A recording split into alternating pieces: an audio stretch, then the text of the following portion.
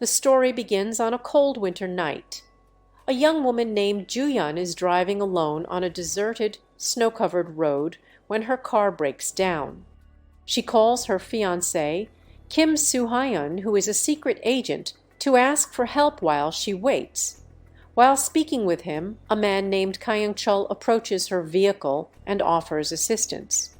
Despite her initial hesitation, she declines his help and Kyung-chul leaves. Moments later, Kyung-chul returns and brutally attacks Joo-yun. She is abducted, tortured, and eventually murdered by him. Kyung-chul is no ordinary man. He is a sadistic serial killer who has murdered many women in the most horrific ways. After killing Joo-yun, he disposes of her remains in a gruesome manner. When her dismembered body parts are found by the police in a nearby river, Soo-hyun is devastated. He is consumed by grief and rage, and he vows to take justice into his own hands. Driven by revenge, Soo-hyun decides to hunt down Kyung-chul and make him suffer for what he did to Joo-yun.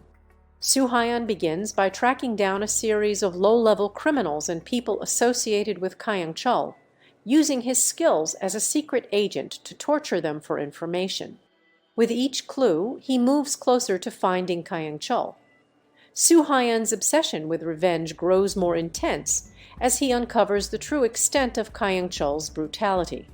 Eventually, Soo-hyun finds Kyung-chul, but instead of simply killing him, he initiates a twisted game of cat and mouse. Soo-hyun beats Kyung-chul savagely, but just before he can finish him off, he lets him go, giving Kyung-chul a chance to escape. This is only the beginning of Soo-hyun's sadistic plan. He wants Kyung-chul to suffer as much as possible. Kyung-chul, now injured but free, resumes his killing spree, targeting more victims in increasingly brutal ways. Each time, Soo-hyun tracks him down, tortures him, and then lets him go, prolonging his suffering. Soo-hyun implants a tracking device in Kyung-chul to follow his every move, making sure he can never truly escape. As the game continues, Kyung-chul becomes aware that he is being hunted and tortured for revenge, but instead of running, he takes the challenge head-on. He becomes more violent and unpredictable, and the line between hunter and prey begins to blur. Kyung-chul even starts targeting people close to Soo-hyun, escalating the stakes of their deadly game. At one point, Kyung-chul kills innocent people to provoke Soo-hyun and prove that the more Soo-hyun tries to make him suffer, the more others will die as collateral damage. Despite this, Soo-hyun continues his mission of revenge, growing more ruthless with each encounter. In the film's brutal climax, Kyung-chul turns the tables by attacking Soo-hyun's family. He kills Soo-hyun's father-in-law and severely injures another family member, forcing Soo-hyun to confront the full consequences of his quest for vengeance.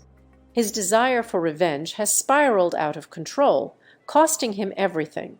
In the final confrontation, Soo-hyun captures Kyung-chul once more. This time, he devises a horrifyingly elaborate death for the serial killer. Soo-hyun forces Kyung-chul into a device that will decapitate him when the door to the trap is opened. The twist is that Kyung-chul's own family members are the ones who unknowingly trigger the device when they come to the house and open the door. As Kyung-chul's head is severed, his family is left in shock and horror.